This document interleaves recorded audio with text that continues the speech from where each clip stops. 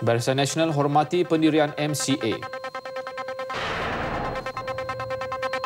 PAS tangguh bentang rang undang-undang hudud. 9 suspek penyeludup minyak ditahan.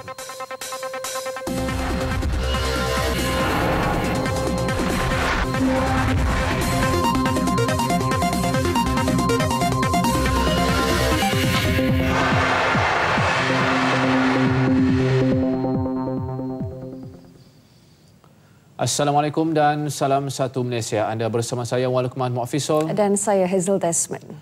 Barisan Nasional BN menghormati pendirian MCA untuk tidak bertanding pada pilihan raya kecil Parlimen Bukit Gelugor, Pulau Pinang. Pengerusi BN Datuk Seri Najib Tun Razak berharap MCA akan meneruskan usaha memperkukuh parti.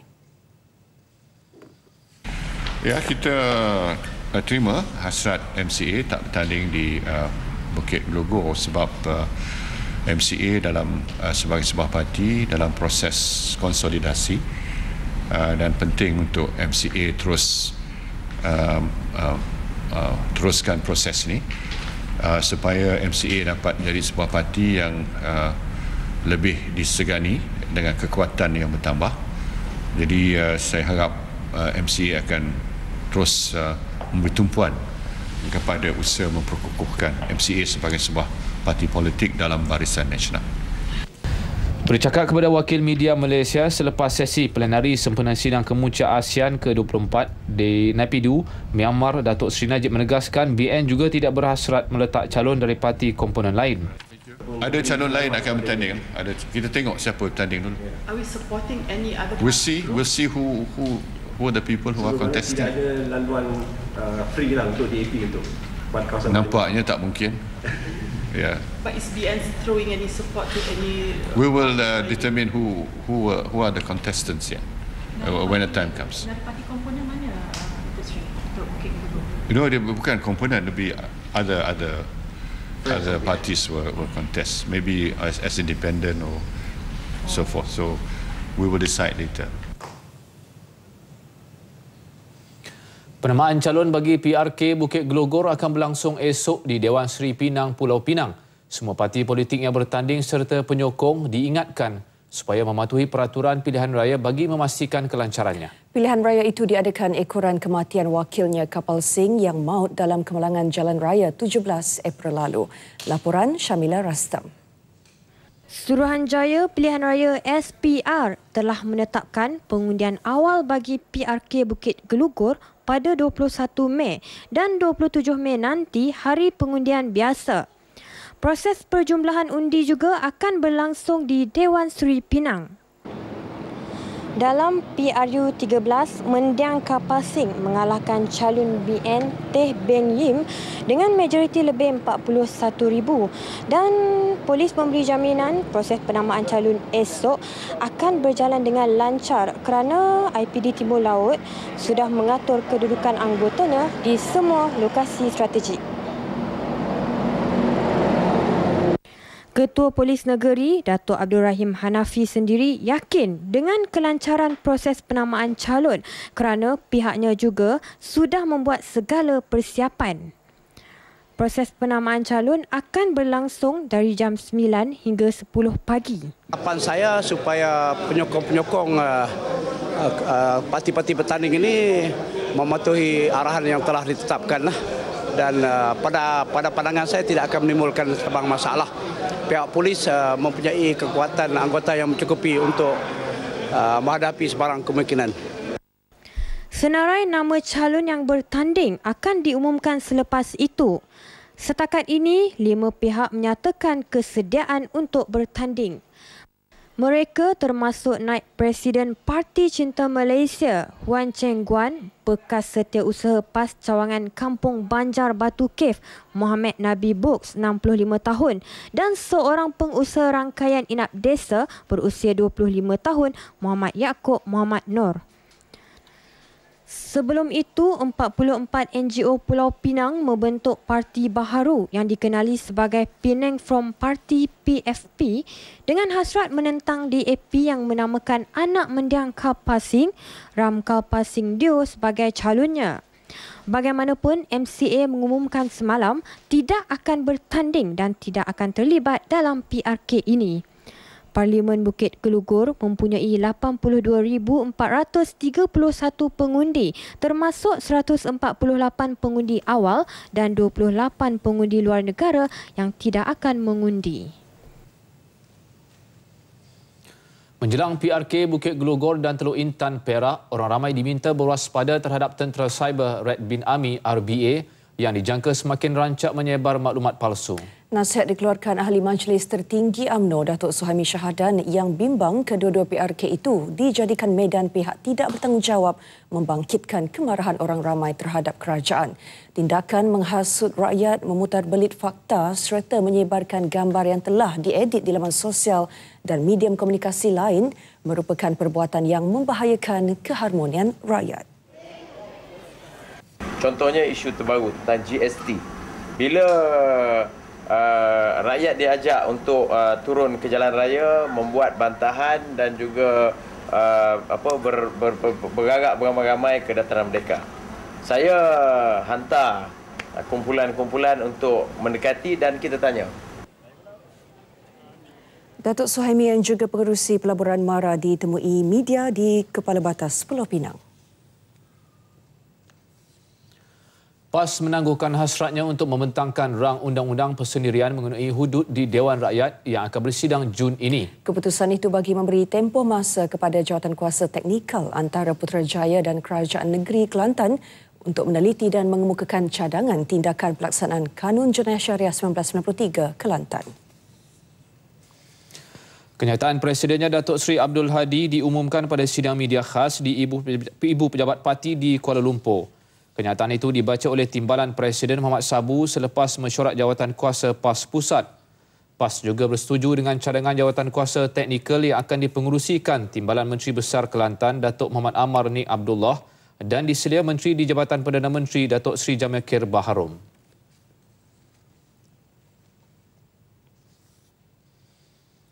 Polis Sabah menahan 6 lagi suspek dipercayai mempunyai kaitan dengan 3 penyelundup petrol yang ditahan berhampiran perairan Pulau Berhala, Sandakan malam tadi. Mereka ditahan dalam serbuan di sebuah perkampungan di Sandakan kira-kira pukul 1 pagi. Pesuruhjaya Polis Sabah Datuk Hamzah Taib berkata suspek ditahan adalah dari Pulau Bakungan Besar, Filipina. Mereka terdiri daripada warga tempatan dan asing berumur dalam lingkungan 18 hingga 53 tahun. Dalam kejadian awal sebelum itu, 3 suspek ditahan selepas terserempak sebuah bot laju yang mencurigakan dan merempuh bot anggota keselamatan. Kita juga telah merampas telefon bimbit daripada mereka, jerikan yang kosong dan kita juga telah merampas wang tunai RM lebih daripada RM50,000 semasa serbuan ini dijalankan.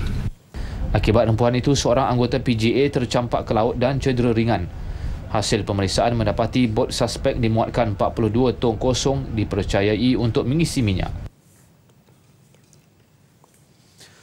Perdana Menteri Datuk Seri Najib Tun Razak yang mengetuai delegasi Malaysia ke sidang kemuncak ASEAN ke-24 di Myanmar menyifatkan perbincangan antara pemimpin-pemimpin negara anggota lain sebagai amat positif dan terbuka. Garis tindakan komuniti ASEAN 2015 dan isu tuntutan Laut Cina Selatan antara yang mendapat tumpuan. Laporan Ivan Toh dari Pusat Media Pusat Konvensyen Antarabangsa Myanmar MICC di Naypyidaw. Ivan, teruskan. Ya baik Hazel dan juga Lokman, terima kasih. Perdana Menteri Datuk Seri Najib Tun Razak telah menyertai sesi preliminary yang diadakan pada 11 pagi tadi bersama-sama dengan 9 lagi pemimpin negara anggota ASEAN kecuali Thailand yang diwakili oleh Timbalan Perdana Menterinya. Sesi itu telah pun dipengerusikan sendiri oleh Presiden Myanmar U Tien Sin dan fokusnya pastinya adalah kepada perincian tentang masa depan komuniti ASEAN dan cabaran-cabaran pasca 2015. Juga hubungan serantau dan rakan-rakan ASEAN serta kejayaan pelan tindakan kesaling hubungan ASEAN. Bercakap kepada wakil media Malaysia sebelum berlepas pulang ke Kuala Lumpur pada 11 petang tadi, Perdana Menteri telah pun memaklumkan bahawa beliau telah mengusulkan beberapa cadangan untuk memperkukuhkan lagi peranan Sekretariat ASEAN. Antaranya ialah untuk menambah dana bagi memperkasakan lagi organisasi itu. kerana Sekretariat ASEAN hari ini pada pendapat Malaysia tidak dibiayai dengan jumlah dana yang mencerminkan hasrat kita untuk menjadikan ASEAN sebagai sebuah komuniti. Oleh itu, saya telah mencadangkan supaya dikaji kemungkinan dana untuk aktiviti ASEAN Sekretariat dan perbelanjaan seharian, operating expenses ASEAN itu dapat ditingkatkan pada jumlah yang lebih tinggi lagi. Juga dibangkitkan oleh Malaysia dalam sesi plenari itu adalah komitmen negara anggota ASEAN untuk merealisasikan komuniti ASEAN yang berbaki 18 bulan saja lagi sebelum hujung tahun 2015. Dan pada fasa ini, kata Datuk Seri Najib, masih ada beberapa halangan domestik yang perlu diatasi dan diselesaikan oleh semua negara anggota. Antaranya menghapuskan halangan bukan tarif. Kerana masih ada lagi beberapa aspek yang perlu kita perlihatkan, antaranya ialah komitmen kita kepada memastikan bahawa semua domestic regulation adalah selari dengan hasrat kita untuk mengurangkan tarif dan mengelakkan non-tarif barriers daripada dikenakan. Saya juga menekankan bahawa apa-apa protectionist measures adalah bertentangan dengan hasrat kita untuk menjadikan ASEAN lebih kompetitif lagi. Baiklah, antara yang paling mendapat perhatian media adalah mengenai isu pertikaian dan pertindihan wilayah Laut Cina Selatan antara beberapa negara anggota ASEAN termasuk Malaysia, Vietnam, Filipina dan juga Brunei serta China dan Taiwan. Isu itu dibangkitkan oleh pemimpin ASEAN melihat kepada implikasinya yang bukan sahaja menyentuh aspek kepentingan serantau, malah melibatkan isu keselamatan. Namun Malaysia masih berpendirian bahawa ia perlu diselesaikan dalam suasana yang kondusif dan mengurangkan ketegangan. Malaysia telah menegaskan betapa pentingnya semua pihak bertindak untuk mengurangkan ketegangan dalam kita mencari satu cara penyelesaian melalui rundingan dan mewujudkan suasana yang lebih kondusif. Di samping itu, segala-gala prinsip, semangat dan prinsip berhubung dengan undang-undang antarabangsa, terutama sekali UNCLOS, adalah merupakan asas untuk kita mencari penyelesaian. Ya, dalam pada itu, mengambil kesempatan sidang kemuncak ASEAN edisi ke-24 di Myanmar ini, negara-negara anggota ASEAN yang lain juga menzahirkan simpati kepada Malaysia atas tragedi M370. Dan mereka kata bahawa ASEAN akan terus membantu Malaysia dalam usaha kita untuk mencari pesawat yang hilang itu. Ia bertemakan maju bersama komuniti yang aman dan makmur. Sidang kemuncak ASEAN 2014 melabuhkan tirainya dan ia disifatkan satu lagi perbincangan yang cukup produktif dan suka juga saya kongsikan di sini. Ia menerusi ucap tama perasmiannya, Presiden U Thein Sein menzahirkan penghargaan khas terhadap inisiatif Malaysia, Filipina dan juga Indonesia yang membawa kepada Perjanjian Komprehensif Bangsa Moro CAB demi kedamaian wilayah selatan Filipina, dan ia disifatkan sebagai satu kejayaan besar berlandaskan semangat dan juga konsensus ASEAN. Saya Ivan Toh bersama dengan kamera Haji Asla Aswan menutup tirai laporan sempena dengan sidang kemuncak ASEAN edisi ke-24 ini, dan satu lagi edisi akan berlangsung di Myanmar juga pada November nanti sebelum Malaysia mengambil giliran untuk mengerusikan persidangan ini. Baik, sekian itu sahaja daripada saya Ivan Toh di Napito, Myanmar. Kita kembali bersama Hazel dan juga Lokman di Angkasa Puri. Silakan. Baik, terima kasih Ivan langsung dari Myanmar. Kematian seorang jemaah umrah warga Indonesia dalam pesawat AirAsia X semalam bukan disebabkan sindrom pernafasan Asia Barat virus corona MERS-CoV. Sebaliknya, lelaki berusia 64 tahun itu meninggal dunia akibat serangan sakit jantung. Punca kematian lelaki itu disahkan Ketua Pengarah Kesihatan Datuk Dr. Noor Hisham Abdullah menerusi satu kenyataan. Ia hasil bedah siasat yang dijalankan di Hospital Serdang manakala sampel dihantar ke Makmal Hospital Sungai Buloh untuk menentukan punca kematian. Lelaki itu dikatakan mengalami demam, batuk, kesukaran bernafas dan kurang selera makan ketika di Tanah Suci. Semasa dalam penerbangan dari Jeddah ke Kuala Lumpur, dia mengalami kesukaran untuk bernafas dan kemudiannya meninggal dunia. Menurut Datuk Dr. Noor Hisham, Kementerian Kesihatan telah melaksanakan aktiviti pencegahan dan kawalan MERS-CoV mengikut pelan tindakan yang ditetapkan sebagai langkah berjaga-jaga.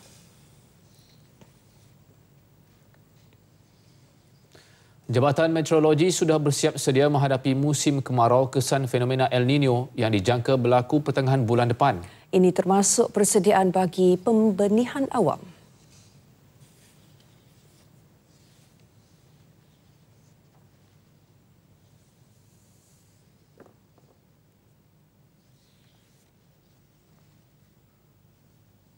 Kami terpaksa bersiap sedialah dari segi bahan-bahan untuk membuat operasi itu sebab kita perlukan garam, kita perlukan kapal terbang dan itu kena buat persediaan awal sebab kita takut nanti kalau keadaan tu betul-betul teruk maknanya bahan kita tak cukup jadi mendatangkan masalah lah. So sementara kalau agensi lain saya percaya macam Jabatan Alam Sekitar macam diorang ni memberi amaran berkenaan dengan pembakaran terbuka, dilarang buat pembakaran terbuka macam bomba sendiri penyelamat ya, kena pastikan dia punya jentera-jentera je dalam keadaan siap siaga. Secara ringkas beliau menyatakannya ketika menjadi tetamu Berita Nasional edisi tengah hari.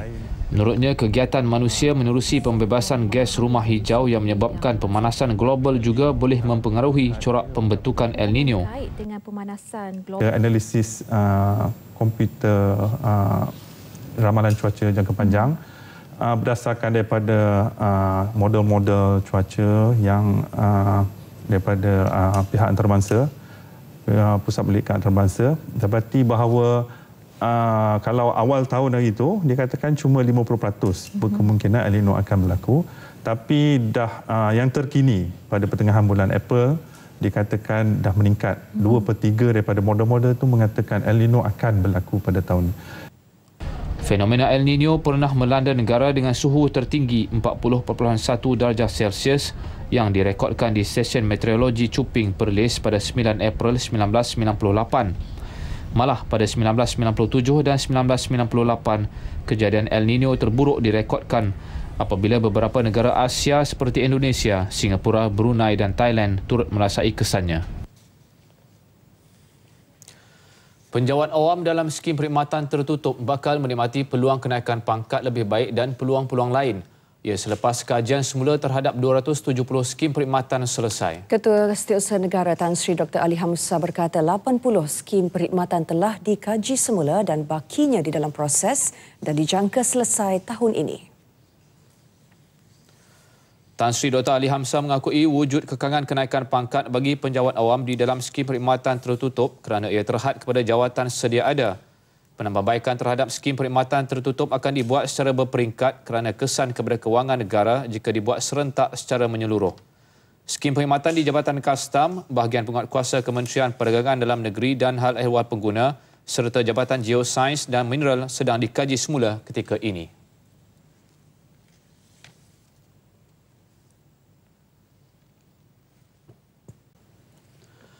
Inklusif, terbuka dan relevan. 3 perkara utama untuk UMNO melakukan transformasi secara besar-besaran. Langkah radikal dan berani itu merupakan usaha kepimpinan tertinggi dalam memastikan survival parti terus segar di saat negara menghadapi situasi politik yang tidak menentu.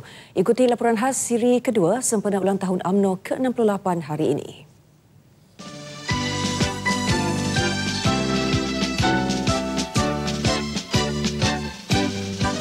Transformasi yang dilakukan Presiden Parti Datuk Seri Najib Tun Razak dianggap bersejarah dan belum pernah dilaksanakan sebelum ini.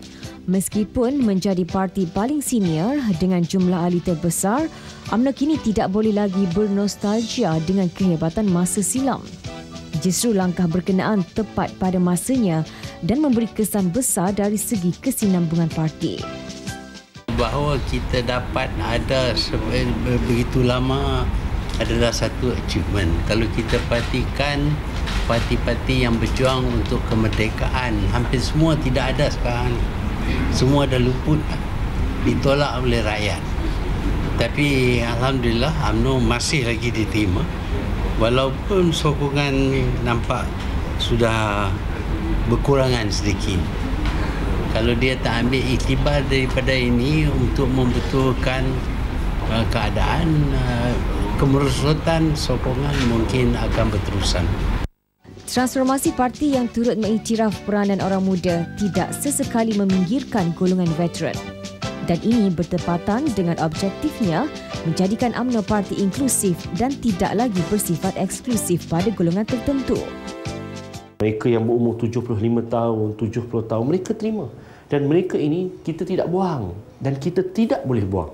Kerana merekalah yang akan berkongsi pengalaman, cara mereka mengendalikan sesuatu situasi dalam perjuangan ketika zaman mereka. Dan kita dengan tenaga yang baru, dengan orang muda, dengan penglibatan orang baru dalam UMNO, harus mengadun pengalaman ini untuk mereka praktikkan di dalam perjuangan masa kini. UMNO yang ditubuhkan 68 tahun lalu bukan lagi parti yang bersifat jumud, malah lebih progresif dan tetap menghormati ikatan persahabatan bersama parti lain di bawah naungan Barisan Nasional. Saya menyeru kepada rakyat Malaysia supaya melihat UMNO bukan sahaja sebuah parti orang Melayu, tetapi parti yang mampu untuk menyatu padukan rakyat Malaysia. Parti-parti lain yang membentuk perkauman dan chauvinis hendaklah kita tolak. Kekuatan UMNO kerana sifat moderasinya yang tinggi, dan yang keduanya UMNO bukan saja bercakap, tapi UMNO telah tunjuk bukti dan buktinya terpampang kepada negara. Langkah transformasi ini harus dilihat dengan lebih terbuka dan menjadi pemangkin kepada pemerkasaan parti. Dengan usia yang hampir 7 dekad, sesuatu perlu dilakukan dan UMNO ternyata bertuah mempunyai presiden hebat yang berpandangan jauh dari kebiasaan atau lebih tepat lagi berfikir di luar kotak.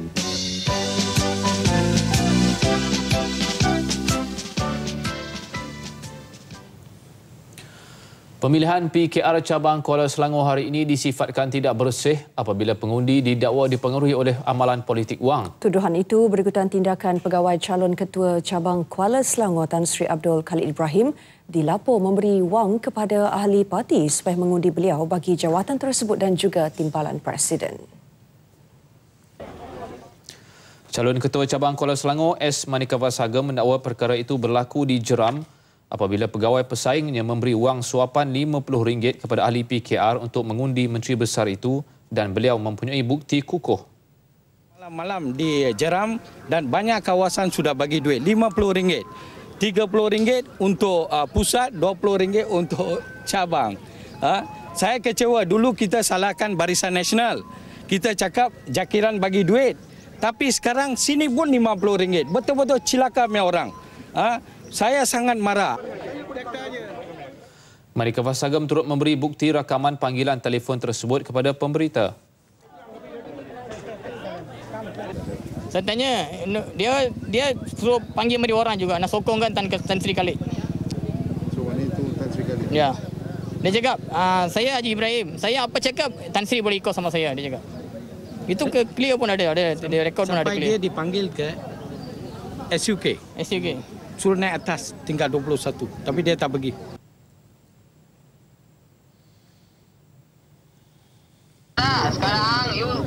Sekarang kita mau deal juga. Sekarang okey, satu undi saya mau angkat mari orang, satu undi berapa you kasih sama saya ambil tangan. You bos mal, saya mau tanya sama you juga. Untuk cabang ke untuk pusat? Cabang. Mau sokong siapa? Satu undi bagi 30. Satu orang RM50. S. Manika Fasagam akan membuat bantahan kepada Jawatan Kuasa Pemilihan Pusat JPP PKR sekiranya keputusan pemilihan cabang itu memihak Tan Sri Khalid bagi jawatan ketua cabang ataupun jawatan di peringkat pusat. Beliau menjelaskannya ketika ditemui di Pusat Pemilihan PKR Cabang Kuala Selangor di Dewan Orang Ramai Bestari Jaya, Kuala Selangor. Sementara itu, Menteri Besar Tan Sri Abdul Khalid menafikan tuduhan itu dan meminta pihak berkenaan membuat laporan secara rasmi.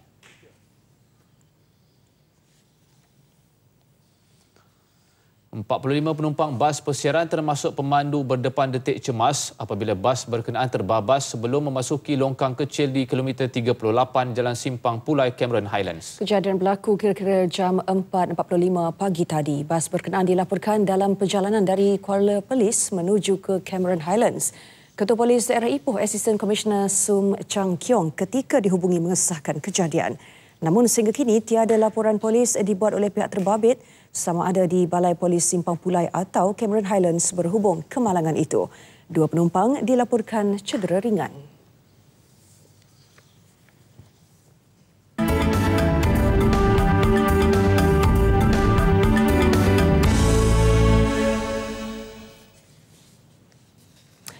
Usaha mengurangkan peningkatan kos sara hidup dan aspek rasionalisasi subsidi terus menjadi fokus utama dalam menyediakan bajet 2015 yang dijangka dibentangkan di Parlimen pada 10 Oktober. Pada masa sama, menurut Menteri Kewangan Kedua Datuk Seri Ahmad Husni Hanazlah, bidang keusahawanan turut menjadi tumpuan sejajar dengan penubuhan Pusat Inovasi dan Kreativiti Global Malaysia, MAGIC. Ujarnya, bidang keusahawanan merupakan faktor penting kepada pertumbuhan ekonomi negara.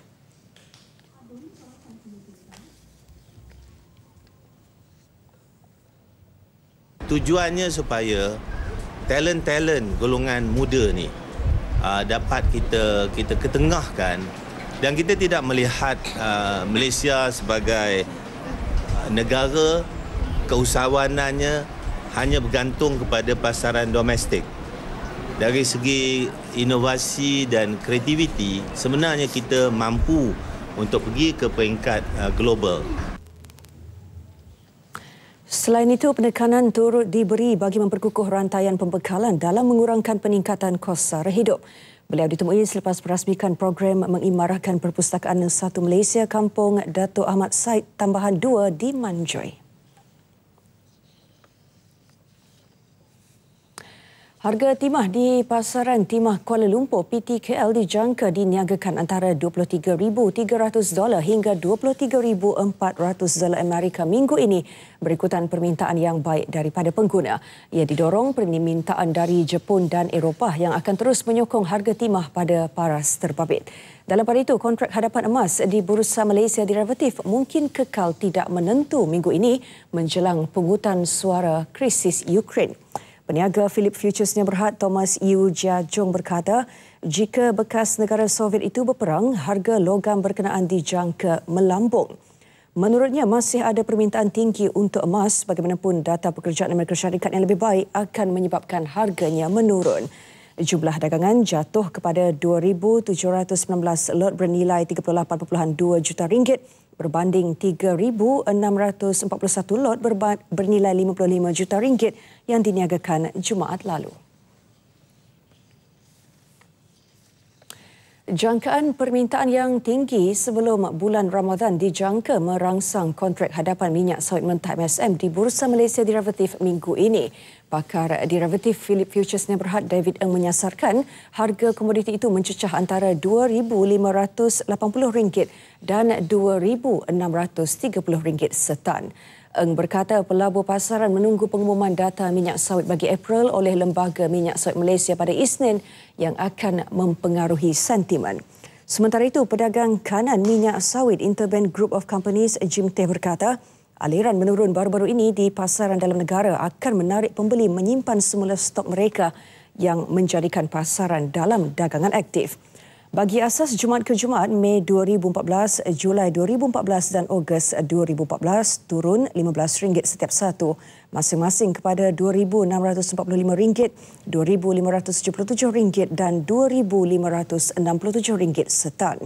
Jumlah dagangan mingguan naik kepada 161,299 lot daripada 135,503 lot pada minggu lalu.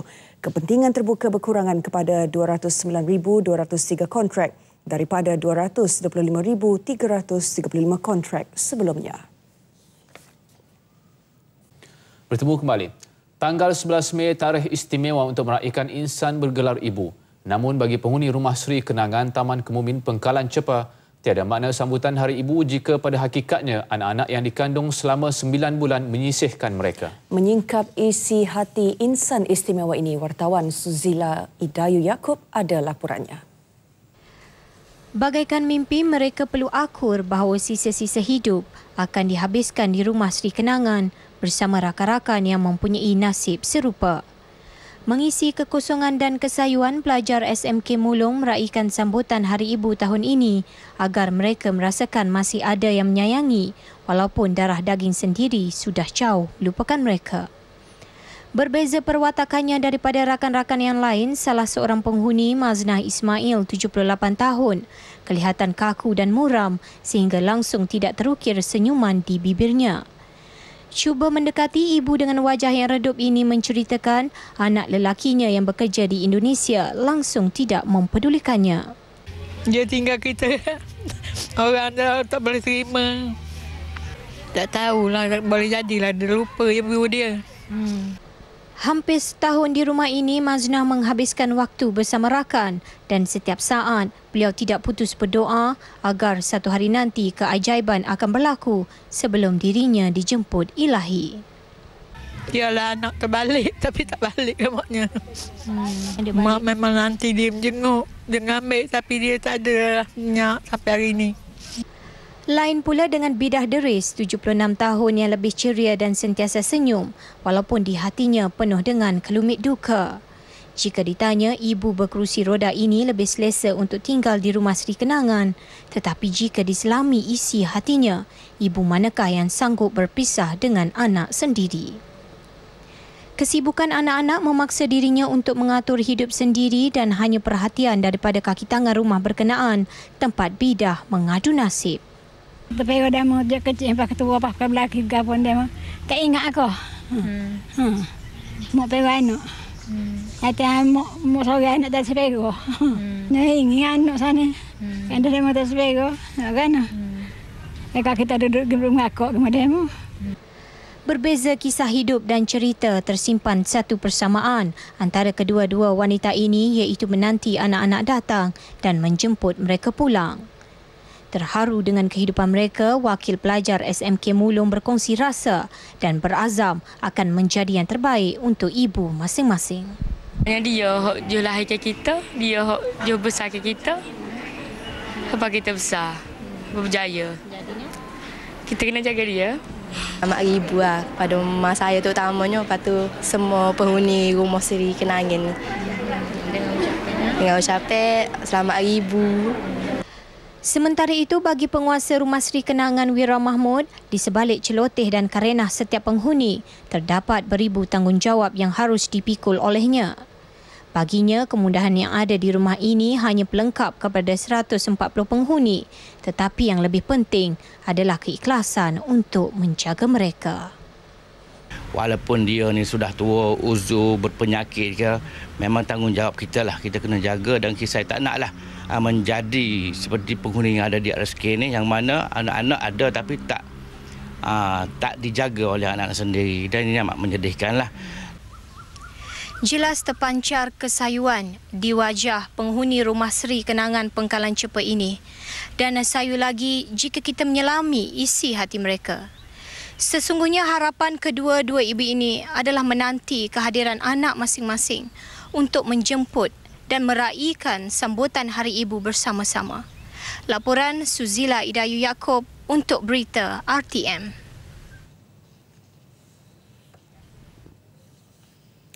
Bersempena sambutan Hari Ibu, Datuk Seri Najib Tun Razak turut memberi penghormatan kepada ibu beliau, Tun Rahah Muhammad Noah dan semua ibu lain. Melalui laman Twitternya, beliau turut berkongsi sekeping gambar yang menunjukkan beliau mencium tangan ibunya. Sambil mengucapkan selamat menyambut Hari Ibu, Perdana Menteri turut menjelaskan tiada yang lebih murni daripada peranan seorang ibu. Tun Rahah 81 mendirikan rumah tangga dengan Perdana Menteri kedua Tun Abdul Razak ketika berusia 19 tahun, manakala Tun Razak ketika itu berusia 30 tahun. Mereka dikurniakan 5 anak lelaki dan Datuk Seri Najib merupakan anak sulung. Melalui paparan Twitter itu juga, beliau turut berkongsi kesedihan dengan para ibu 276 pelajar sekolah Nigeria yang diculik kumpulan militan Boko Haram. Pelajar berkenaan dilarikan dari asrama sekolah pada 14 April di sebuah kampung bernama Chibok, berhampiran sempadan Kamerun ketika menduduki peperiksaan.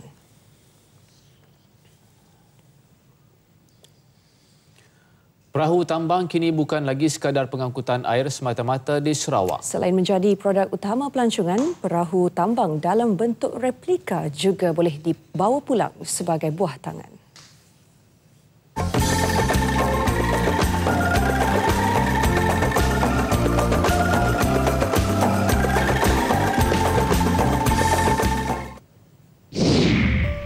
Di kalangan penduduk Sarawak, perahu tambang merupakan pengangkutan air sejak tahun 50-an hingga kini.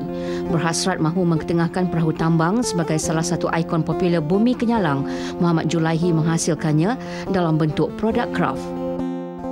Sebelum ni saya membuat ukiran-ukiran kayu, asaskan ukiran-ukiran kayu di Sarawak, tapi kita punya pendapatan dia kurang lumayan. Lepas tu saya berpindah pada replika perahu tambang Sarawak. Apabila saya membuat replika, pendapatan saya makin bertambah. Mula-mula kita punya target pelancong asing. Sekarang ni pelancong dari Semenanjung Malaysia pun berminat dengan perahu tambang yang saya buat. Sebab di Sarawak, mungkin saya seorang yang membuat perahu tambang yang berasaskan plywood, replika, dan kita produk kita juga ada di lapangan terbang Kuching. Demi menjaga kualiti dan ketahanan produk, Muhammad hanya menggunakan bahan mentah berbuntu tinggi. Okey, kita biasa menggunakan plywood yang paling nipis. Yang plywood itu adalah tempahan khas daripada Germany, dan kita menggunakan veneer nyatu dan oud, di mana kayu-kayu itu adalah kayu nombor 2 termahal. Dan kita menggunakan sejenis buluh-buluh yang terpilih. Banyak menerima tempahan daripada Jabatan Kerajaan. Dalam sebulan, Muhammad mampu menyiapkan lebih 50 unit perahu tambang bersaiz kecil, manakala yang berukuran 15 inci panjang antara 15 ke 20 unit. Perahu tambang bersaiz besar dijual pada harga RM155. Sepanjang 3 tahun bertumpu pada pembuatan replika perahu tambang, tak dinafikan jualannya cukup memberangsangkan. Jualan saya di waterfront Kuching, kebanyakannya pelancong asing dari Eropah yang berminat dengan replika saya. Sebab dia orang suka kerja tangan yang halus dan tak suka benda yang dibuat daripada mesin. Di samping itu, syarikat Manita Enterprise terletak di Gresik Petrajaya Kuching ini turut menghasilkan cenderahati berupa rumah panjang dan barok daripada hasil rimba.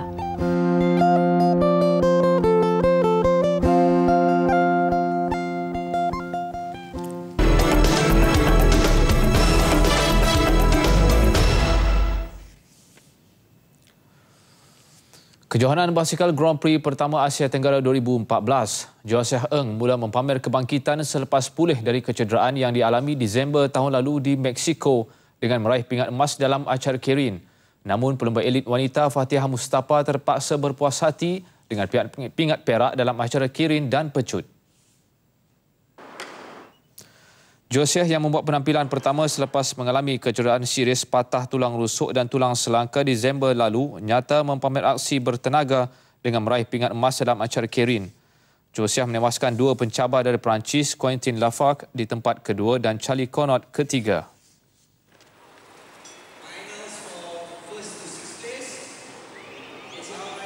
My teammates and my family really supportive, so I was determined to come back stronger. I don't think I'm at my strongest, but I save it for Commonwealth Games, Asian Games. Namun dalam acara akhir pecut, Josiah gagal mengulangi kayuhan bertenaga apabila sekadar menamatkan saingan di tempat keempat.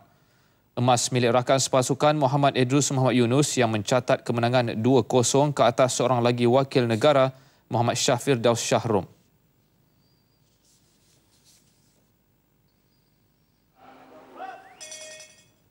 Dalam saingan akhir Karen wanita, Fatihah Mustafa terpaksa berpuas hati dengan pingat perak selepas tewas kepada wakil Perancis Virgin Kiev yang meraih emas.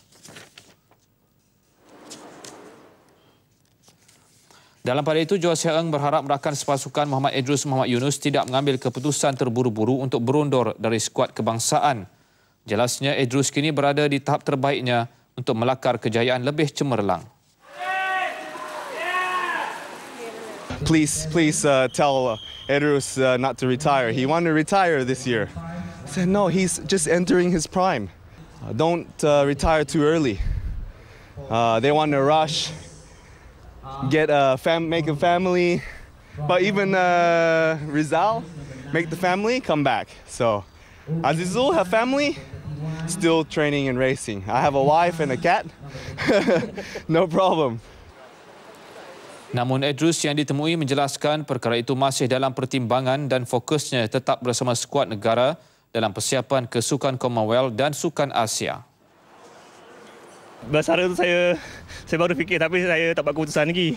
Saya nak tengok sampai Commonwealth dengan Asian Games ni macam mana saya punya performance lah. Baru saya nilai balik. Jurulatih hoki negara Muhammad Dharma Rash Abdullah menuntut persembahan yang mantap dari pemain negara andai mahu dibawa ke The Hague, Belanda untuk menghadapi Piala Dunia. Tiada ruang untuk pemain melakukan kecuaian dengan tempoh kurang 2 minggu sebelum senarai penuh 20 pemain diumumkan.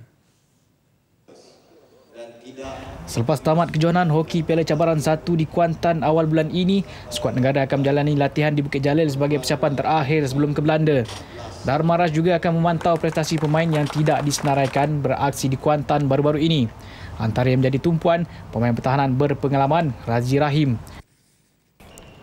Satu, istilah kita tahu istilah kira pemain pertahanan Razi, istilah kira sudahlah kira sembuh yang kembali balik. Saya hanya mendapat kira dari pengesahan daripada Datuk Dr. Ramlan yang mengatakan kira Razi sudah kira boleh mula berlatih dan boleh bermain. Skuad hoki negara dijadualkan berlepas ke The Hague pada 23 Mei dan mengharungi 46 persahabatan termasuk tuan rumah Belanda. Malaysia bakal membuka tirai perlawanan kumpulan A menentang Australia pada 31 Mei.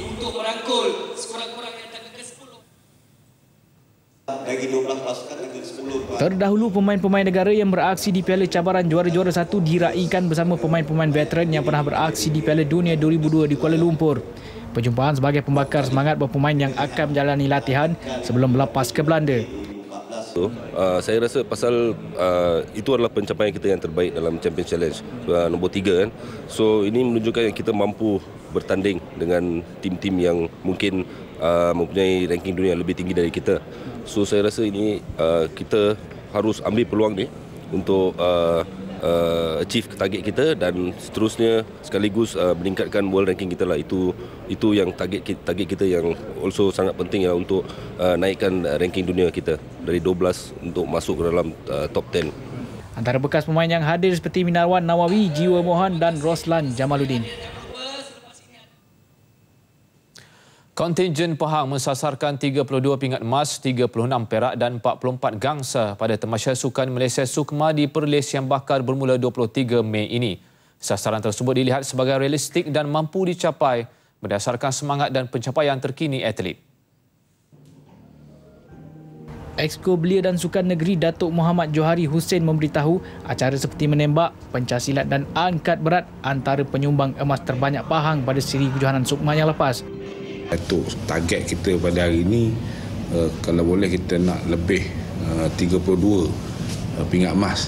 Dan sasaran ni tak mustahil kita capai kerana atlet kita dalam bidang-bidang sukan yang kita sebutkan tadi seperti silat, menembak, angkat berat, woodball dan petang. Dan acara ni setiap kali kita sertai banyak menyumbang pingat kepada negeri Pahang. Dan saya yakin mereka atlet-atlet ini akan cuba yang terbaik lah kali ini. Ketua Kontingen Pahang Datuk Zulkifli Yaakob optimis sasaran tersebut mampu dicapai berdasarkan komitmen dan kesungguhan yang ditunjukkan atlet-atlet Tok Gajah. Jadi sasaran minimum kita ialah 32 pingat emas dan ini kita buat berdasarkan kepada prestasi semasa atlet-atlet kita yang mencatatkan kedudukan yang paling baik dalam negara pada masa ini. Selain daripada itu juga sebenarnya insya-Allah kalau ada rezeki kita boleh dapat lebih daripada 32.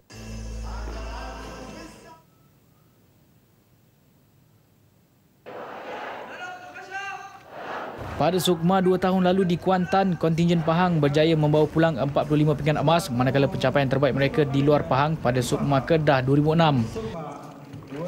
Saya begitu yakin dengan rakan-rakan yang akan bertanding pada kali ini juga. Cuma mungkin kita akan kurang advantage lah sebab kita bertanding 4 orang.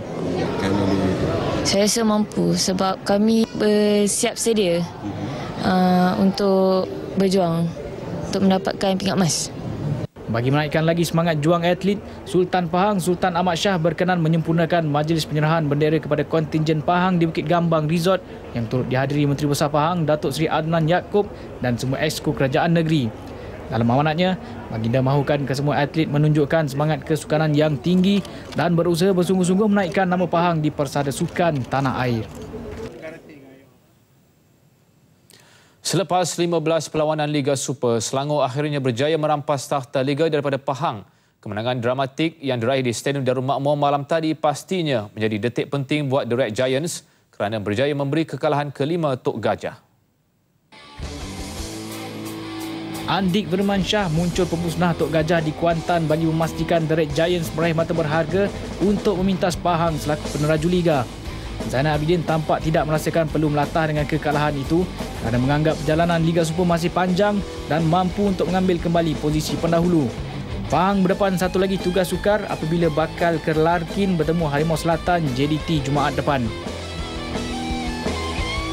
Selepas melakar kebangkitan di Kota Baru pada saingan separuh akhir Piala FA, pengendali baru Kelantan Josh Boateng memulakan saingan Liga Super dengan langkah kanan. Kemenangan ke atas PKNS FC di Shah Alam membuktikan pemain-pemain sudah mula serasi dengan corak permainan yang diterapkan. I think the players are getting accustomed to my way of coaching, my way of working, and maybe because it was a magnitude game, a big game, semi-final of the FA Cup, the players were maybe more intense rather than today, as they know that today there were only 3 points at stake. But slowly, I think the confidence will grow in the team, and we saw that in the first half. I was delighted the way we started because against Felda we did not start well, and today we started well. Hence we scored a good goal. Suntikan semangat The Red Warriors diilhamkan penjaga gawang kebangsaan Khairul Fahmi Cik Mat yang menafikan penalti Carlo Primorac. Wan Zahrul Nizam dan Francis Porquedo merobek gawang PKNS untuk memastikan Kelantan melonjak ke tangga kelima Liga dengan 22 mata. Meskipun sudah berulang kali ditegur, namun pembakaran suar tetap diteruskan segelintir penyokong yang tidak bertanggungjawab. Di Selayang, Ngap Sayot berputih mata apabila gagal mengekalkan kelebihan 2 jaringan awal ke atas Sime Darby FC. Jaringan S. Chanturu dan Dalgish Papintes disamakan Birshot Sharofet Dimov sebelum Syukur Saidin meletakkan jaringan kemenangan buat Sime Darby 3-2.